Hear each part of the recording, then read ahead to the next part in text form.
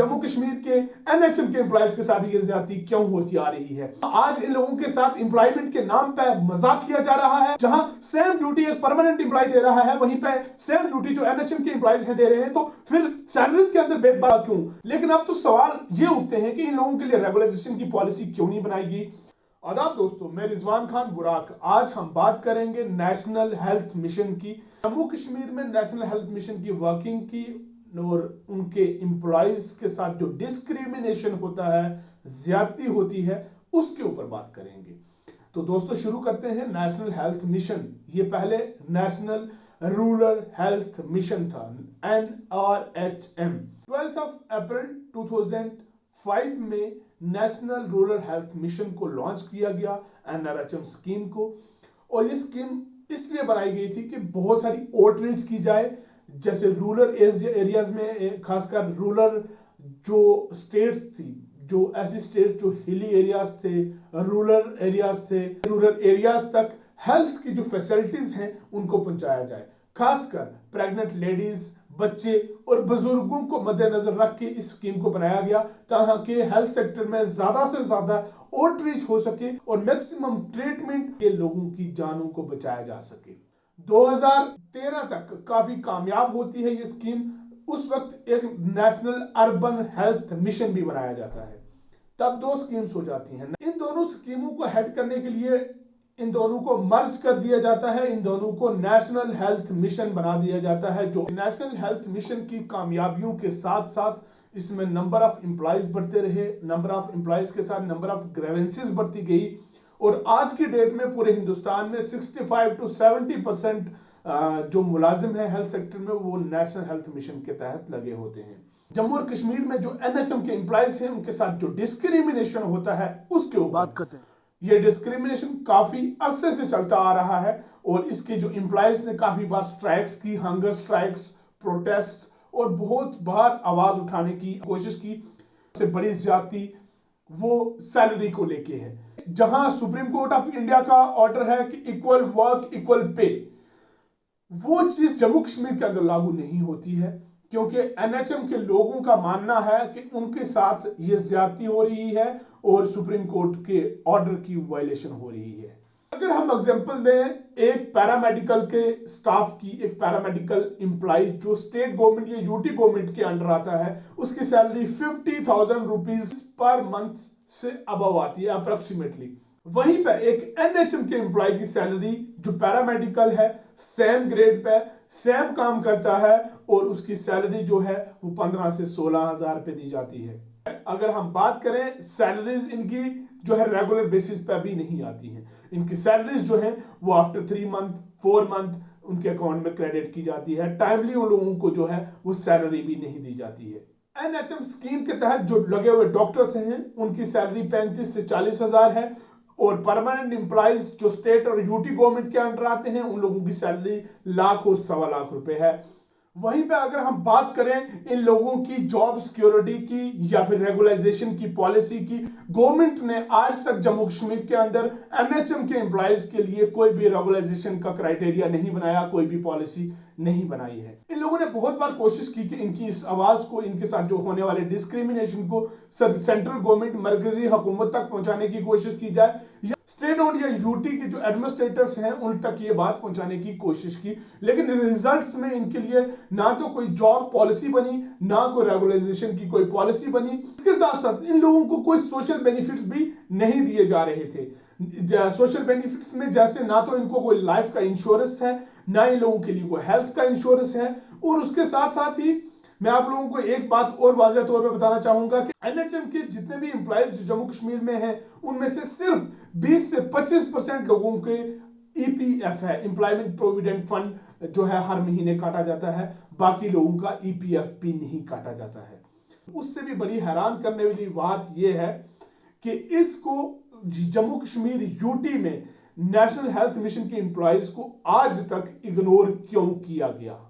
वहीं पे अगर हम बात करें दिल्ली की, दिल्ली के अंदर अरविंद केजरीवाल जी की सरकार ने एनएचएम के एम्प्लॉयज को अकोमोडेट किया, उनकी सैलरीज जो है उन्होंने इक्वल वर्क इक्वल पे जो है इस कानून को, इस ऑर्डर को, सुप्रीम कोर्ट के ऑर्डर को मान दिया और उन लोगों की सैलरीज जो है वो परमानेंट एम्प्लॉयज के बराबर कर दी। वहीं पे मणिपुर की अगर हम बात करें, मणिपुर के अंदर एक रेगुलाइजेशन पॉलिसी, एक क्राइटेरिया बनाया जाता है एक्सपीरियंस के बेसिस पे, उन लोगों की जॉब की सिक्योरिटी और रेगुलेशन की पॉलिसी बनाई जाती है। इस तरह की बहुत सारी एग्जांपल्स हैं। लेकिन हमारे जम्मू कश्मीर के अंदर एनएचएम के एम्प्लॉयज के साथ इतनी बड़ी ज्यादती क्यों? सवाल तो ये उठता है। इनकी सर्विसेज जो है वो हमें हर जगह देखने को मिलेंगी, चाहे ये कम सैलरी लेते हैं, चाहे ये लोगों के साथ डिस्क्रिमिनेशन होता है, चाहे इन लोगों के साथ कितनी भी ज्यादती हो, लेकिन इनकी सर्विसेज हमें दिखने में कोविड में मिली या उससे पहले भी इन लोगों की सर्विसेज कंटिन्यू थी, लेकिन किसी की नजर में नहीं आई। अब मैं बड़े राज का खुलासा करने जा रहा हूं।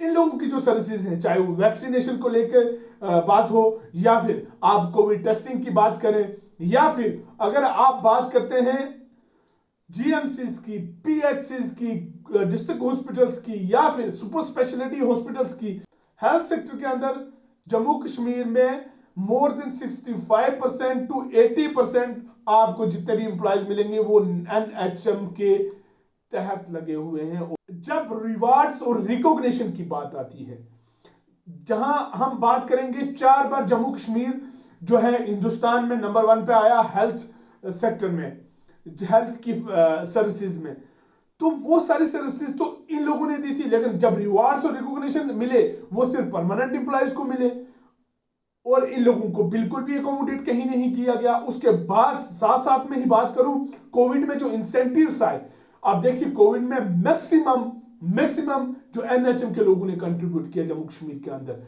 कोविड के टाइम पे एनएचएम के एम्प्लॉयज की थी।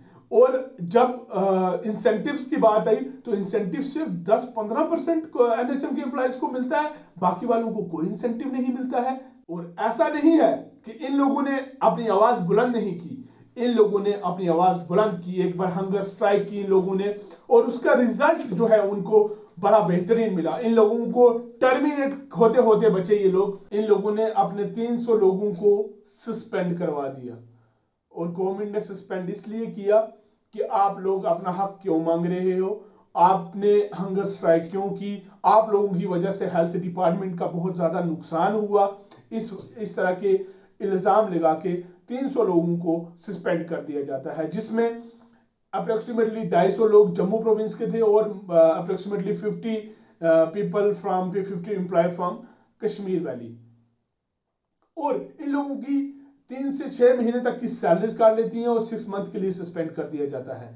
बड़ी मुश्किल से ये लोग बहाल होते हैं, वो भी एक एग्रीमेंट और एक एफिडेविट देके कि आज के बाद हम अपने हक की आवाज भी नहीं उठाएंगे। उसके बाद जो है इन लोगों को बहाल कर दिया जाता है सर्विसेज पे। लेकिन अब तो सवाल ये उठते हैं कि इन लोगों के लिए रेगुलाइजेशन की पॉलिसी क्यों नहीं बनाएगी, इन लोगों के लिए कोई सोशल बेनिफिट्स क्यों नहीं रखेगी। जहां तक हम इनकी सर्विसेज की बात करें, कोविड के अंदर ये लोग फ्रंट वॉरियर थे। कोविड के अंदर इन लोगों की कंट्रीब्यूशन, इस तरह की महामारी में इतनी बड़ी कंट्रीब्यूशन थी, और रोजमर्रा की जिंदगी में, रोजमर्रा के दिनों में ये लोग हेल्थ की कितनी फैसिलिटीज दूर दराज के इलाकों में, पहाड़ी इलाकों में, बर्फानी इलाकों में, आप लेह लद्दाख करगिल की बात करो, और बहुत सारी जगहों पर इन लोगों की जो सर्विसेज हैं वो हमें देखने को मिलती हैं। लेकिन इन लोगों के साथ क्या हो रहा है, इन लोगों के साथ इस ज्यादती के पीछे क्या राज है, इसका सवाल जो है मैं भी गवर्नमेंट से पूछना चाहता हूं। और ये मेरी आवाज जो है ये उन सब एनएचएम के एम्प्लॉयज की आवाज है। और ये मैं सवाल गवर्नमेंट से सवाल पूछना चाहता हूं, होम मिनिस्टर ऑफ इंडिया से, प्राइम मिनिस्टर ऑफ इंडिया से, लेफ्टिनेंट गवर्नर से और हेल्थ मिनिस्टर ऑफ इंडिया से, कि काइंडली प्लीज एलैबोरेट कि जम्मू कश्मीर के एनएचएम के एम्प्लॉयज के साथ ये ज्यादती क्यों होती आ रही है। कोविड की महामारी के बाद भी एक बार गवर्नमेंट को यह ख्याल नहीं आया कि एक बार इन बेचारे गरीब लोगों की तरफ देख लें, जो आज इतनी इन्फ्लेशन, इस महंगाई के जमाने में अपनी रोजमर्रा की जिंदगी को किस तरह से चला रहे हैं, रोजमर्रा की जिंदगी में किस तरह से ये लोग सर्वाइव कर रहे हैं। क्योंकि आज के वक्त में जहां हर एक को इक्वलिटी की बात की जाती है, जहां हमारा कॉन्स्टिट्यूशन हमें हक देता है कि हम अपने राइट की बात कर सकें और इक्वालिटी की बात हो, तो वहां आज इन लोगों के साथ एम्प्लॉयमेंट के नाम पे मजाक किया जा रहा है और इनके साथ इक्वल वर्क और इक्वल पे के नाम पे भी मजाक किया जा रहा है। जहां सेम ड्यूटी एक परमानेंट एम्प्लॉय दे रहा है, वहीं पे सेम ड्यूटी जो एनएचएम के एम्प्लॉयज हैं दे रहे हैं। तो फिर सैलरीज के अंदर भेदभाव क्यों? जब उनको पेमेंट की टाइम आता है उनके साथ भेदभाव क्यों?